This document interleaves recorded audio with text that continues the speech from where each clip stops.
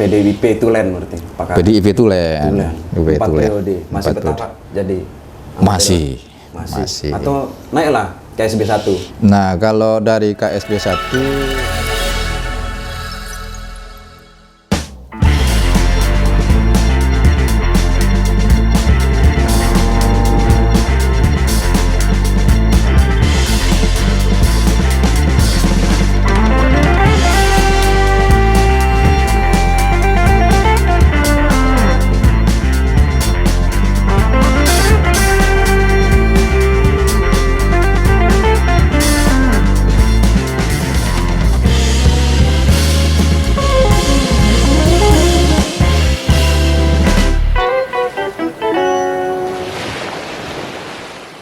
Assalamualaikum warahmatullahi wabarakatuh. Waalaikumsalam warahmatullahi wabarakatuh. Halo Tribuners, kembali lagi di Trilogi, Tribun Lombok Dialog dan Inspirasi.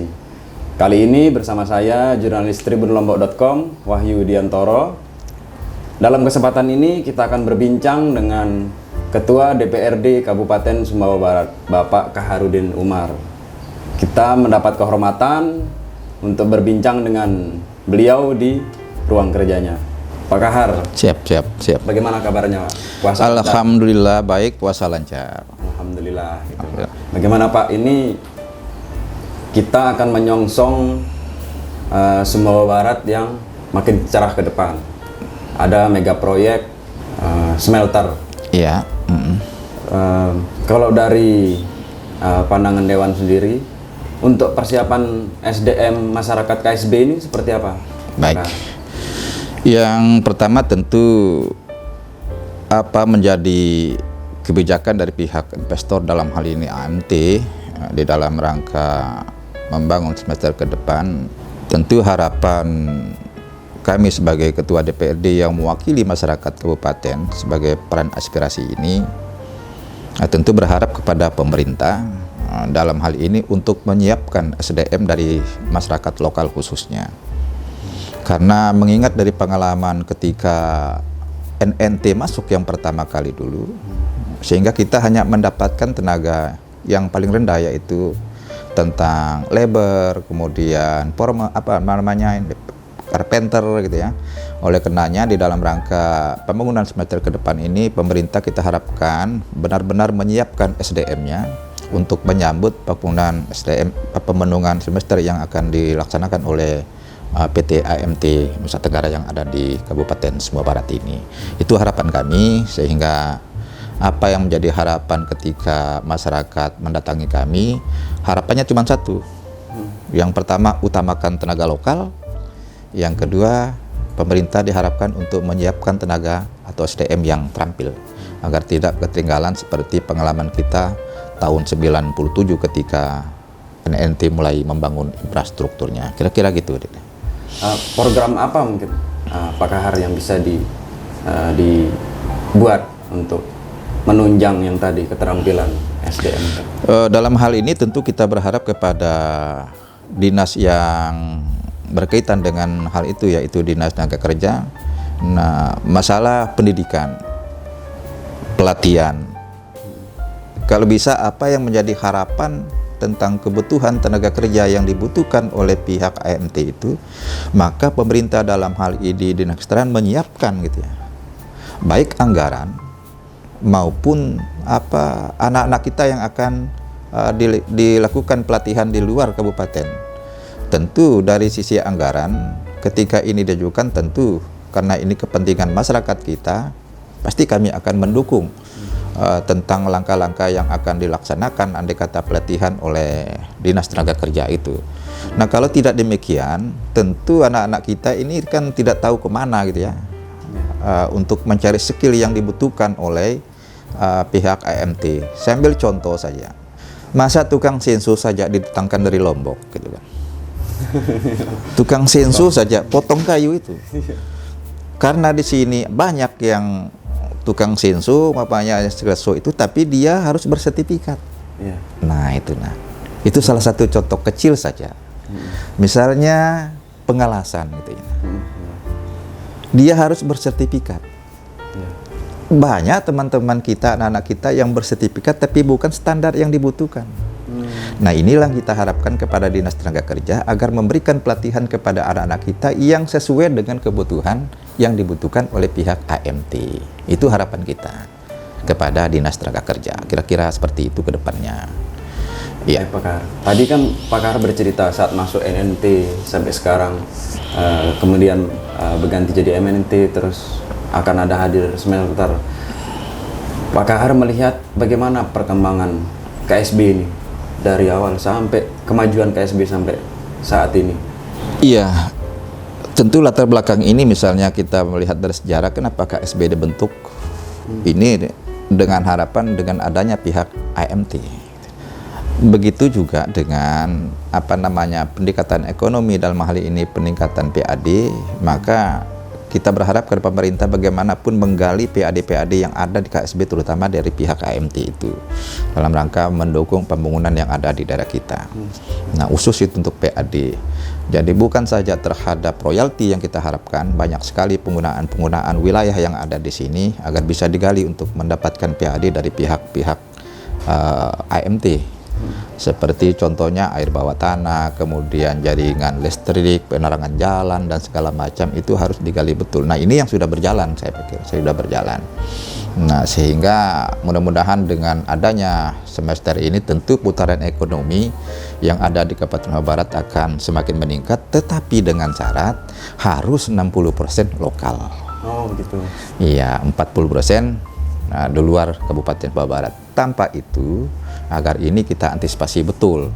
Tetapi perekrutan tenaga ini tentu akan bertahap. Nah, sama sih dengan pembangunan awalnya pihak NNT dulu kan, dia bertahap gitu. Nah, dibutuhkan tenaga tukang kayu sekian dulu, kemudian tenaga tukang batu, tapi dia akan bertahap. Nanti kita akan full barangkali berapa jumlahnya, saya tidak tahu persis tentang jumlah keseluruhan daripada pembangunan semester nantinya. Nah, kemudian semester ini kan berakhir dia, mudah-mudahan bisa itu pada pertengahan tahun 2023 kalau tidak salah dari jadwal yang ada gitu. Nah, ya mudah-mudahan ini dapat realisasi. Dengan mundurnya waktu pelaksanaan ini kan ini pengaruh daripada COVID-19 yang dimulai tahun 2020 sehingga pelaksanaan daripada pembangunan semester ini juga berlaku mundur gitu ya. Sehingga targetnya 2023. Ya, kita doakan bersama mudah-mudahan bisa membangun lebih cepat dari jadwal yang ada gitu. Kira-kira itu harapan kita. Baik, Pak Kahar. Ya. Itu dari pas NNT dulu masuk, Pak Kahar sudah anggota dewan belum? Saya justru pada saat AMT justru saya jadi buruh. Gitu. Iya, karena saya kerja di Plur Daniel tahun 97 selama 2 tahun gitu ya. Jadi itu perusahaan apa, Pak? Plur Daniel, PT Plur Daniel Indonesia. Konstruksi atau? Konstruksi. Ya, khusus beton. Jadi AMT masuk ketika konstruksi selesai. Sama dengan hal ini gitu. Nah, pembangunan semester ini kalau tidak salah perusahaan dari luar ya.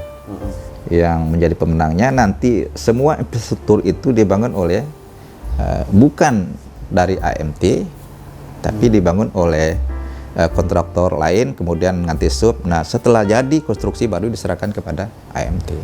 Sama dengan pembangunan AMT lebih awal itu. Jadi infrastrukturnya semua dilakukan oleh perusahaan-perusahaan lain. Jadi bukan oleh AMT gitu. Nah, saya ketika itu 97 kerja. Sampai kepikiran jadi anggota dewan, Pak Kahar? Ya, karena memang latar belakang saya ini dari keturunan. Dari keturunan, jadi orang tua saya dulu sebagai Komcam PDI kecamatan gitu ya. Kemudian saya berskiprah di partai ini mulai tahun 82. Nah, kemudian 82, kemudian 97 saya menjadi ketua kecamatan Tua Macan Taliwang. Nah, 99 saya mencalonkan diri yang pertama waktu kita bergabung di Sumbawa. Nah, dengan pemekaran yang ada tahun 2003, maka Kabupaten Sumbawa berpisah dengan Kabupaten Lombok Barat, maka dia berdiri sendiri tentang daerah pemilihannya. Jadi saya masuk calon 2024. Alhamdulillah sampai dengan 2019 saya sudah 4 periode masih dipercayakan oleh masyarakat, khususnya di Dapil Kecamatan Taliwang ini. Itu PDIP Tulen berarti, Pak Kahar? PDIP Tulen. 4 periode. Masih bertahan jadi? Masih. Atau naiklah KSB 1? Nah, kalau dari KSB 1, nah kita tunggu keputusan bahwa kami tetap satu komando ya, satu komando. Tapi memang wacana-wacana sudah berkembang di masyarakat gitu ya. Saya akan menyerahkan penuh kepada partai ya. Apalagi dalam hal ini Bupati ini kan adalah wakil ketua bidang pemenangan pemilu gitu ya. Justru beliau yang akan menilai di wilayah NTB ini kepada calon-calon. Memang sih di dalam Rakercap ya, kemudian Rakerda gitu ya. Rakercap itu adalah rapat kerja cabang, kemudian ditindaklanjuti dengan rapat kerja daerah. Memang sudah diputuskan apakah saya menjadi nomor 1 atau nomor 2 sudah diserahkan kepada kita. Tapi ini kan mesti dibawa ke tingkat pusat lagi. Apapun keputusan di pusat, tetap kami akan menuruti keputusan Ketua Umum kami, yaitu Bu Haja Megawati Soekarno Putri. Kalau mesin partai udah mulai. Kalau mesin partai PDI insya Allah stabil. Begitu keputusan partai maka PDI satu komando. Satu komando. Iya. Walaupun misalnya kalau di tingkat di tingkat kabupaten udah keputusan Rakertab tadi. Keputusan Rakercap itu adalah hasil utusan dari kecamatan. Nah, gitu. Misalnya dari kecamatan. Kalau masalah di internal partai tidak masalah. Begitu dikomandokan, kita ditugaskan untuk jadi bupati kah, untuk jadi wakil bupati kah, siap. Oh, berarti yang kami baca Pak Kahar bersedia. Oh, siap ketika partai ya. Udah kepikiran pasangannya Pak Kahar? Oh, belum. Pasangannya belum. Iya, ya mudah-mudahan lah biar ini berproses gitu ya. Kita serahkan penuh yang pertama kepada masyarakat. Ketika masyarakat menghendaki kita, ya alhamdulillah ya. Kemudian tetapi kita tetap akan menunggu perintah dari partai. Nah, memang wacana-wacana di masyarakat itu apakah saya di bupati, apakah saya ada wakil bupati memang dari dulu gitu ya. Ketika mulai akan ditetapkannya undang-undang ini ya, sehingga di tengah masyarakat ya seperti itu. Cuman saya kan tidak pernah membuatkan satu keputusan sendiri gitu ya.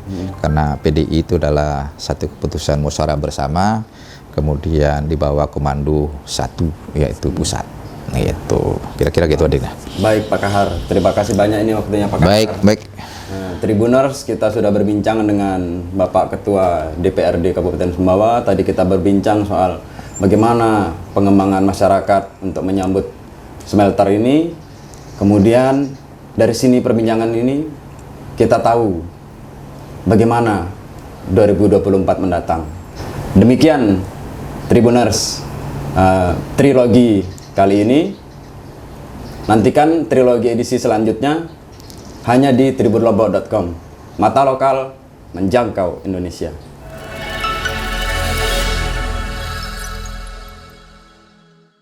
Terima kasih sudah nonton. Jangan lupa like, subscribe, dan share ya.